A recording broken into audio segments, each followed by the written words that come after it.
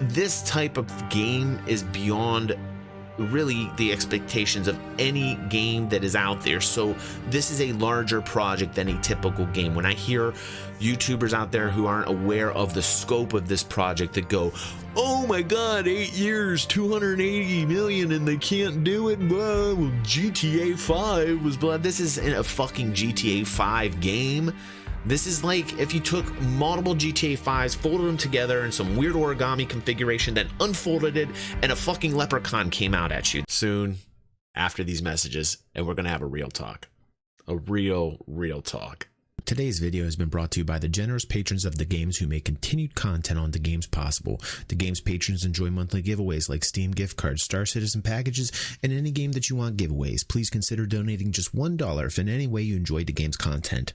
Thank you. That's right. Star Citizen is in the minds of many, those that don't even know about Star Citizen right now, through a Forbes article that we had talked about last week. Also with a lot of YouTubers glomming onto this for their views that aren't involved with this project, who want to have a say, their 2 cents, and they absolutely have not been involved with the community. People who have admittedly, like larger YouTubers, that have said they literally haven't logged in 18 months, but they want to talk about what they heard about on Forbes, which is absolutely ridiculous. Don't anybody listen to people who are not involved in what it is that they're giving their opinion about. You have to be involved at least minimally with anything, with a project, in order to be taken seriously, especially in something in the scope of like this particular game, which is really going to be more than other games that are out there. I see a lot of people, first issue, I see a lot of people talking about Star Citizen. They say to themselves like, 8 years and $280 million and we're still not done yet. And they use GTA 5 as a comparison, which is absolutely laughable. This is a very large project. You're talking about hundreds of people in an MMO at the same time, with amazing amounts of detail, flying around, shooting at one another. There are many hurdles left. There are many tech hurdles left. Some would say they wouldn't be able to do. There's things in this particular project that people aren't aware of. Object container streaming technologies that are being developed directly by SIG that are groundbreaking, that have been created by the company. Other things that have been adopted by the company. Them using Lumberyard through Amazon is a very smart move. Things that are not being reported on, that are major technical hurdles that this particular company has accomplished. Those are pros. Those are good things. A rational talk about ship sales. It started off with pledges. Pledges and Kickstarter, we were offered particular types of items. At least I came in 2015, didn't come in at the very beginning of the project, but this is how it was presented, that these were pledges. Somewhere along the way, this evolved into a ship sale scheme. And it is a scheme. And scheme is not a bad word. It's just like a process. All right. This is not a schemaz. This is just the way that they've advertised or promoted the game to bring in cash. Here's the new ship. We're designing it. There's 87 currently out. Yes, a lot of people are buying JPEGs, but they've seen the process. They've seen where it starts as the JPEG, and they've seen it completed. They know it happens. They know it's real. And 87 ships is not a small accomplishment. Now, my problem is this.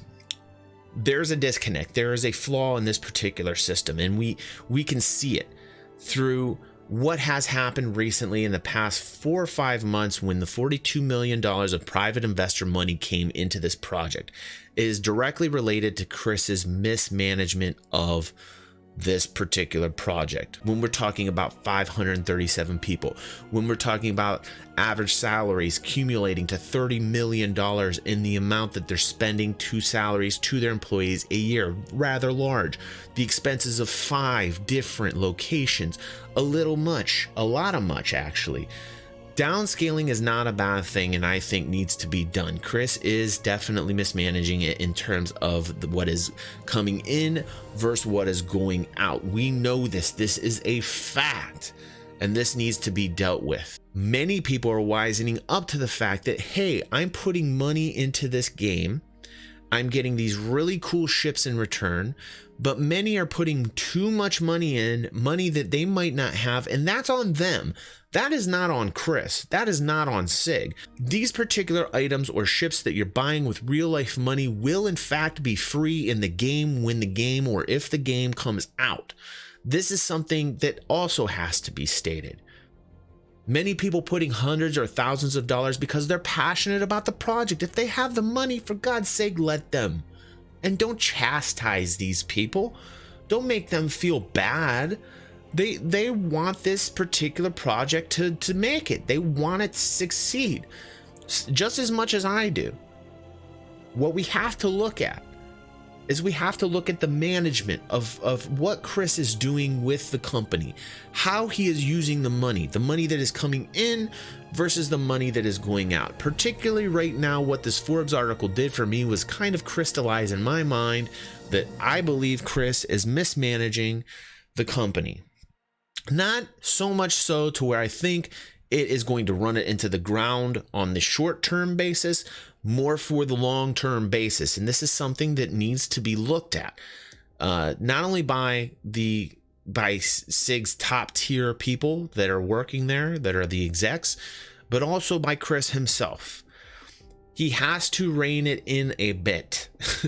And he has to focus on things that matter. I think that the $42 million that came in that was the investor money was very important because it did put a constraint on him. It did make him focus on the time issue a little bit more, at least in terms of Squadron 42, which is the project that they're doing, that is the single player shooter that was originally promised to be a co-op that's now just a single player shooter. And you know, they're pushing it forward with all the famous actors in it, and he had to be involved with that. I get it. Great. It's probably going to be wonderful along the veins of a Wing Commander, and it's going to have multiple storylines, and I think it's going to be wonderful. I think the sales are going to be fantastic. I really hope that this goes off without a hitch and they get a lot of money for Squadron 42, because they definitely need it. They definitely need Squadron 42 to be a home run, so that money can be put into the project to get the PU out, to get that PU out. That is the dream. That is the hope. That's where everybody's putting their eggs all in one basket, and I'm really worried about it, because to me, if Squadron 42 flops, I feel as if the PU and Star Citizen will also go under. So Squadron 42 is really an important kind of piece to this puzzle, to this saga that we are in. I just want people to realize these are the truths, the good and the bad, the real talk. There are plenty of people that got burned, that literally put hundreds and thousands of dollars in this game expecting due dates and promises to come out when they were promised, and it has not, and they have legitimate reason to be upset. There is a wide variety of good and bad here within this project. A lot of it could be curtailed by Chris just coming in and explaining things. Like, for instance, ship sales in themselves. They've kind of run amok, and they've kind of gotten out of control to the point where Chris could just say, hey, maybe I should make these ships exclusive. Imagine you're paying this real life money for in-game products, some of which were priced way too high in my opinion, but hey, thousands of dollars, you got it, you want to spend it for a very large Uber ship within the game. That's up to you. That's your thing. I would never particularly do that. You want to do that? You got the money for it? Good on you. You believe in the project that much? Wow. I mean, you know, this project comes out gangbusters and actually does what it succeeds to. These are the type of people that need awards, man. But I'm trying to say this. There needs to be a little bit more of a definitive kind of definition on these ship sales. Like, people that are putting this money in for these ships should, I think, have exclusivity. They should either be very hard to attain within the game because they're paying the real life dollars, or they shouldn't be able to be gotten at all with the creds. Now, that creates kind of this elite tranche. Shouldn't there be a tranche of people that have exclusive kind of doodads and goods and ships if they've put and committed and pledged a certain amount of money for ships with real life cash into the game that's not even a game yet? I think there should be. I think they do have rights. My view on it before was, you know, if they're offering all these for free, then why are they so goddamn hard to get? you know. But now the more time that passes and I understand that this game is actually supported by the people that are pledging and putting this money in, that are buying these ships, that are getting into these ship sales, that are buying them, I'm starting to understand to my, you know, like they're putting their money where their mouth is because they believe in the project. So perhaps there should be some type of exclusivity on these ships where nobody else can get them. When Chris had explained to us initially many moons ago that all of the ships in the game that we can get right now are going to be basically free within the game in terms of being able to buy this with credits in the game. So essentially you put the time into grind, you're going to be able to get these things. We've already seen that. We've talked about that numerous times. Some of these ships being very hard to get with credits in the game. I'm starting to realize, rightfully so.